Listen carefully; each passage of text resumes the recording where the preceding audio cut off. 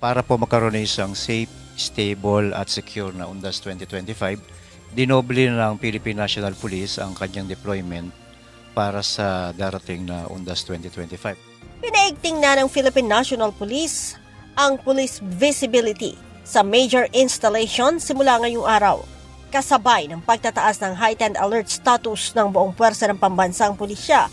Sinimulan na rin ang soft deployment na mga pulis na magbabantay sa mga sementeryo, columbarium at transportation hubs para sa seguridad ng UNDAS. Ayon kay PNP Public Information Office Chief, Police Brigadier General Randolph Tuanyo, bukod sa mga pulis, mayroon ding mga tauhan mula sa Armed Forces of the Philippines, Bureau of Fire Protection, Philippine Coast Guard at Force Multipliers na tutulong sa pagbabantay. Napakalaking bagay ng coordination ng Philippine National Police sa iba't ibang ahensya ng pamahalaan, particular na sa DOTR. Halimbawa po dun sa aviation sector, meron po tayong ABSI Group na kung saan ito po yung counterpart ng DOTR sa Philippine National Police. Pagdating naman po dun sa Philippine Coast Guard, nandiyan naman ang PNP Maritime Group bilang kanilang counterpart para po sa security naman natin sa karagatan po o sa ating mga maritime borders po. At pagdating naman sa lansangan, yung LTO, nandiyan naman po yung ating Highway Patrol Group para naman po sa coordination paano isi-secure yung ating pong mga major thoroughfares at iba-iba pa pong highways po natin. Ang BFP magtatalaga ng first aid service team at mga ambulansya sa mga matatao at estratehikong lugar.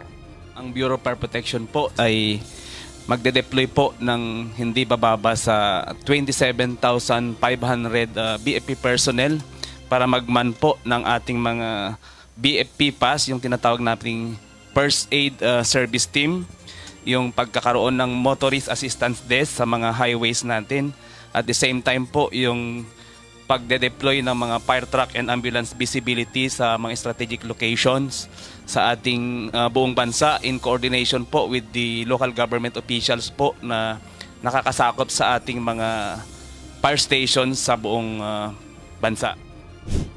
Bukod sa mga sementeryo at transportation hubs, babantayan din ng National Capital Region Police Office ang posibleng pagsasagawa ng rally at protesta ng mga militanting grupo.